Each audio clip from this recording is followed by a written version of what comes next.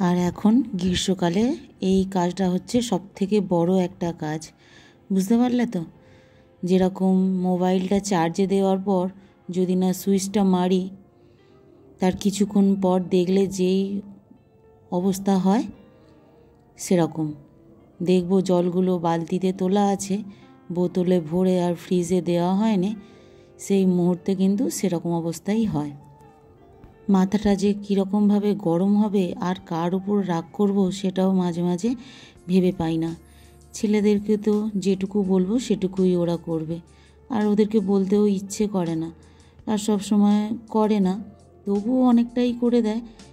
আর ছেলের বাবা তো এগুলো দেখতেই পায় না, সে বরং এসে আবার যদি দেখে ঠান্ডা জল নেই, তো তখন আবার এমন রাগ করবে, তখন আমি আবার নিজের রাগটাই আবার ভুলে যাই।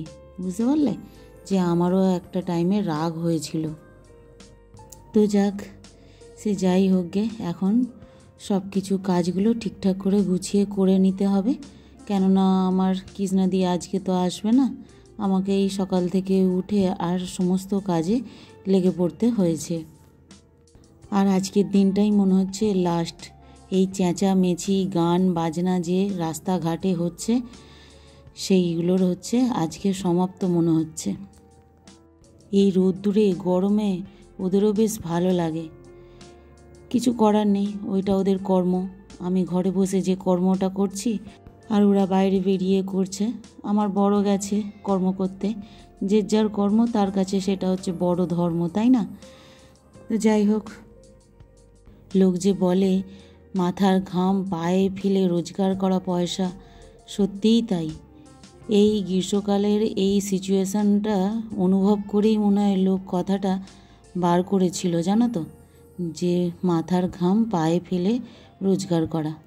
কেননা এই সময়টা ছাড়া আর তুমি কোনো সিজনেই মাথার ঘাম পায়ে ফেলতে পারবে না।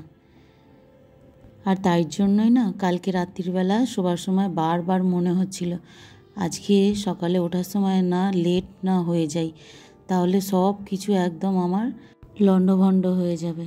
কোন কাজটা কখন করব আর কিভাবে শেষ করব নিজেও ভাবতে পারতাম না। আর তারপর আমার বড় ছেলে বলল যে না মা, আজকে আমার সকালবেলা 7টা থেকে পড়া আছে। তো তখন যেন একটুখানি বাঁচলাম, যে যাকে 7টার সময় উঠলে আমি সমস্ত কাজ কমপ্লিট করে ফেলতে পারবো। আর ঘুম থেকে উঠে দেখি কি না যে আকাশটা বেশ মেঘ করে আছে, ভাবলাম মনে হচ্ছে আজকে সারাদিন বৃষ্টিই হবে, কিন্তু না, ফোঁটা ফোঁটা মতো 2-4 ফোঁটা পড়লো, কিন্তু সেইভাবে আর বৃষ্টিটা হলো না। আর মেঘটাও যে সরে গিয়ে রোদ্দুর উঠেছে সেটাও না, বেশ মেঘ মতোই করে রয়েছে। আর এখন এই সময়টায় অনেক জায়গায় হরিসেবা হচ্ছে, আর আমার শ্বশুরবাড়ির ওখানেও হচ্ছে।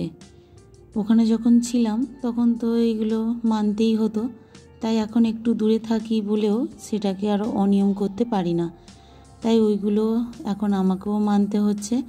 তাই আজকে রান্নার খুব একটা ঝামেলা নেই। মাছ মাংস করতে গেলে যে ঝামেলাটাগুলো থাকে সেটা আজকে আর নেই, আজকে একটু নিরামিষ রান্না করব। এই নিরামিষ খাওয়ার সময় এই 2 দিন 3 দিন যখন নিরামিষ খাই তখন মনে হয় যে মাছ মাংসর থেকে খুব ভালো খেলাম, আজকে মনে হচ্ছে 1 মুঠো ভাত বেশি খেলাম, এরকম মনে হয়। কিন্তু ওইটা যখন ওই 2-3 দিনের বেশি হয়ে যাবে, ব্যাস তখন মনে হবে আর গলা দিয়ে ভাতটা নামছে না। আর আমার ছেলেরা নিরামিষ তরি তরকারি খেতে অতটা পছন্দ করে না, ওদের একটু আলু সিদ্ধ, ডাল সিদ্ধ আর একটু ঘি হলেই ওদের হয়ে যায়। নিরামিষ মানেই একটু ঘি ভাত হলেই ব্যাস ওরা খুব খুশি হয়ে যায়।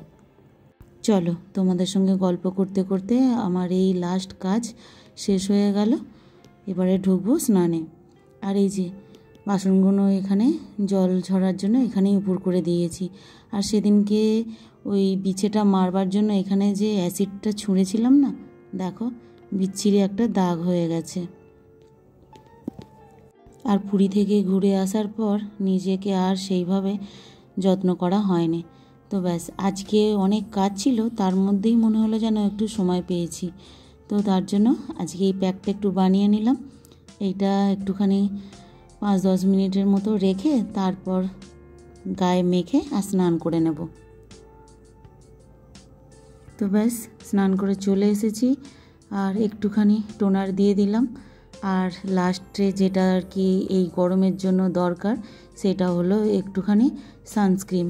তা না হলে রান্নাঘরেই যাই আর ছাদেই যাই, মনে হয় যেন এবারে মুখ হাত পাগুলো সব পুড়ে গেল। আর এইগুলো মাখা মানে খালি একটু মনে সান্ত্বনা দেওয়া, জানো, আর কিছু না।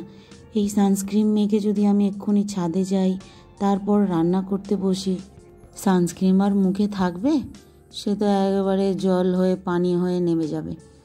তো তবুও একটুখানি নিজেকে একটুখানি গুছিয়ে রাখার মতো চেষ্টা করি, আর এটা তো সবাই করে থাকে।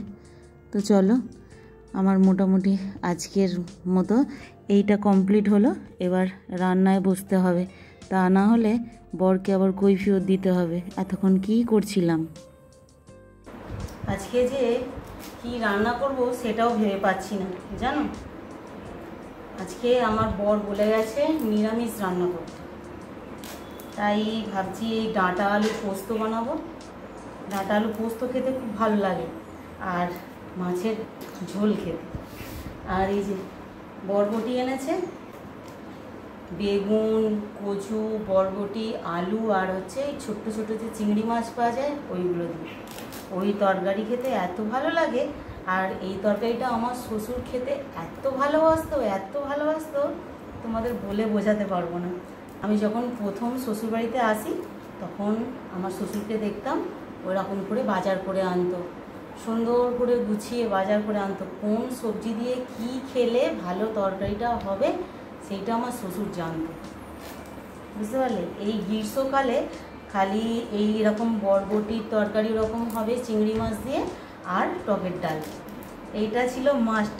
একদম দুদিন একদিন ছাড়াই এই তরকারিটা হতো। আর তারপরে তো মাছ যা আছে মাংস। আমার শাশুড়ি আবার মাংস খেত না, তার জন্য আমাদের মাংস হলেও 2-3 রকমের তরকারি হতো, বুঝতে পারলে। এই হচ্ছে ব্যাপার স্যাপার। তাই এই তরকারিটা আমারও খেতে খুব ভালো লাগে, কিন্তু আজকে তো নিরামিষ করব, তার জন্য ওইরকমভাবে তরকারি করা যাবে না। তো বর বলল যে একটুখানি ভাজা করো, আলু দিয়ে ছোট ছোট করে আলু দিয়ে, আর বরবটিগুলো ভাজা করবে। আর এইখানে একটা পুঁই গাছ হয়েছিল সুন্দর করে, জানো তো। তো সেটা একটুখানি ওই বাঁশে একটু একটু করে বেঁধে দিচ্ছি 2 দিন 1 দিন ছাড়াই, আর যত লম্বা হচ্ছে তত ঝুলে যাচ্ছে। তো ভাবছি একটুখানি বেঁধে দিলে যদি শাকটা হয়।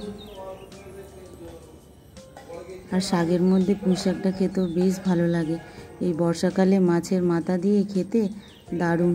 কিন্তু ওই খেলে কী হবে, খুব অম্বল হয়ে যায়।